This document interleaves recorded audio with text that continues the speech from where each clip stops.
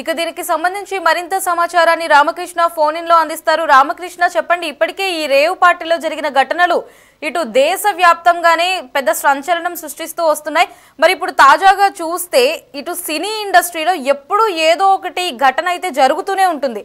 మరి ఇలాంటి తరుణంలో నటి హేమపై సినీ ఇండస్ట్రీ ప్రత్యేకించి ఎలా రియాక్ట్ అవబోతోంది? బెంగళూరులో జరిగినటువంటి రేవ్ పార్టీకి సంబంధించి అక్కడ పోలీసులు ఈ రేవ్ పార్టీకి సంబంధించి కొంతమందిని అదుపులోకి తీసుకోవడం, అరెస్ట్ చేయడం జరిగింది. ప్రధానంగా అక్కడ రేవ్ పార్టీలో అందరూ కూడా డ్రగ్స్ తీసుకున్నారన్నటువంటి ఆరోపణలు, పోలీసులకు కూడా డ్రగ్స్ కూడా పట్టుబడినటువంటి పరిస్థితి.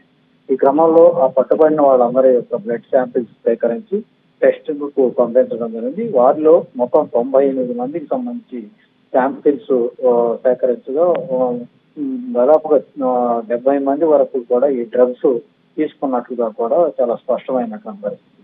వాళ్ళలో నటి హేమ కూడా ఉన్నారు, అషిరాయ్, వాసు, వీళ్ళతో పాటు వీళ్ళందరికీ కూడా డ్రగ్స్ పాజిటివ్ అని నిర్ధారణ అయింది. హేమ స్నేహితుడుగా ఉన్నటువంటి చిరంజీవి కూడా డ్రగ్స్ తీసుకున్నట్లుగా కూడా తెలిసింది. ప్రధానంగా హేమ విషయానికి వస్తే, హేమ అక్కడ పోలీసులు కూడా తప్పుడు సమాచారాన్ని అందించినటువంటి పరిస్థితి అయితే ఉంది. మీడియాను ఏ విధంగా అయితే తప్పుదోవ పట్టించారో, ఒక ఫేక్ వీడియోను బయటకు వదిలి తాను హైదరాబాద్ లో చిల్ అవుతున్నానంటే ఒక వీడియోని బయటకు వదిలి ఆ రేవ్ పార్టీలో తాను లేనని మీడియాకు కలరింగ్ ఇచ్చే ప్రయత్నం అయితే ఏ విధంగా చేసి బురిడీ కొట్టించబోయారు, అదే విధంగా బెంగళూరు పోలీసులను కూడా హేమ బురిడీ కొట్టించే ప్రయత్నం చేశారు. హేమ తన పేరును కృష్ణవేణిగా పేర్కొంటూ అక్కడ పోలీసులకు తెలియజేశారు. అది కూడా హేమ ఒక రకంగా పోలీసులను కూడా బురిడీ కొట్టించే ప్రయత్నం చేశారని చెప్పవచ్చు. మొత్తానికి చూసుకున్నట్లయితే నటి హేమాయనే కాదు, కొంతమంది ఆంధ్రప్రదేశ్ కు సంబంధించినటువంటి తెలుగు రాష్ట్రాలకు సంబంధించినటువంటి కొంతమంది ప్రముఖులు కూడా ఈ డ్రగ్స్ తీసుకొని ఆ పార్టీలో పాల్గొన్నట్లుగా కూడా చాలా స్పష్టంగా తేలుతా ఉంది. ఈ పరిణామాలు ఎందుకంటే పోలీసులు పూర్తి స్థాయిలో బెంగళూరు పోలీసులు దర్యాప్తు జరిపే అవకాశాలు అయితే ఉన్నాయి. మొత్తంగా అసలు ఈ డ్రగ్స్ ఎవరు సప్లై చేస్తారు ఏంటి అన్న దాని మీద పూర్తి స్థాయిలో దర్యాప్తు అయితే జరుగుతుంది. ఇక వాసు విషయానికి వస్తే, వాసు ఈ రేవ్ పార్టీ దాంట్లో పట్టుబడినటువంటి వాసు విజయవాడ మూలాలు ఉన్నట్లుగా చాలా స్పష్టంగా తెలుస్తోంది.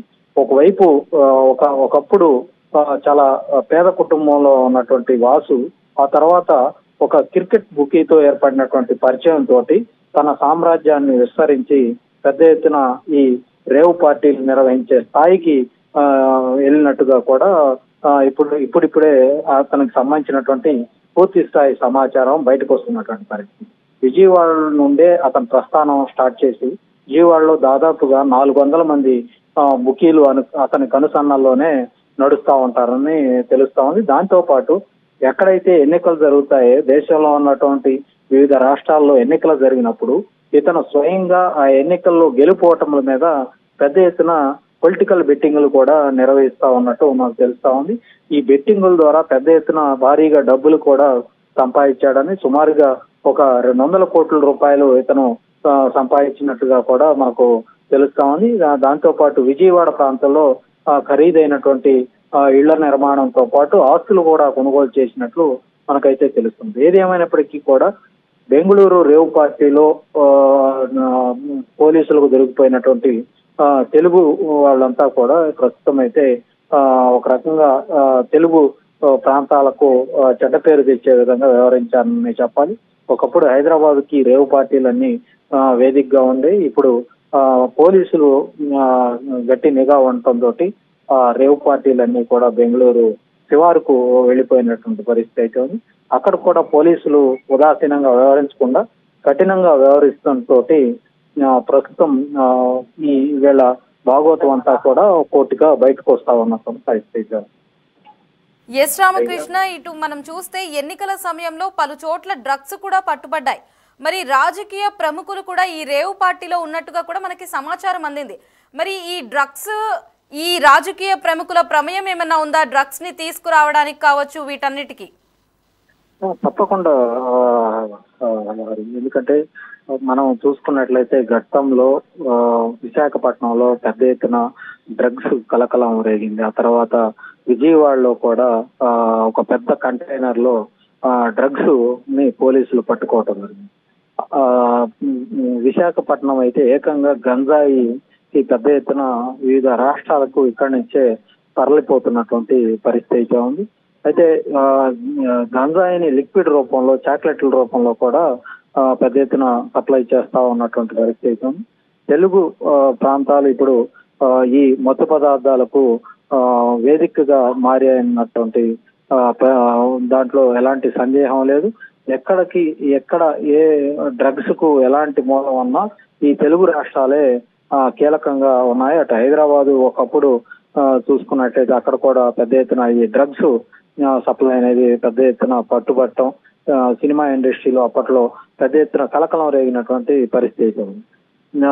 ఇప్పుడు తాజాగా బెంగళూరులో ఈ డ్రగ్స్ సేవించి రేవ్ పార్టీలు నిర్వహించే సంస్కృతి బయటపడటంతో ఒక్కసారిగా అంతా అటు పోలీసులు ఇటు ప్రజలకు కూడా ఒక కంగు తినాల్సినటువంటి పరిస్థితి అయితే ఏర్పడింది. ఏదేమైనప్పటికీ కూడా దీనికి సంబంధించి అసలు రేవ్ పార్టీల సంగతి పక్కన పెడుతుంది. అసలు ఈ డ్రగ్స్ ఎక్కడి నుంచి వస్తా ఉన్నాయి, దీనికి అసలు మూలాలు ఏంటి, దీని మీద పూర్తి స్థాయి దర్యాప్తు జరగాల్సినటువంటి అవసరం అయితే ఉంది లహరి.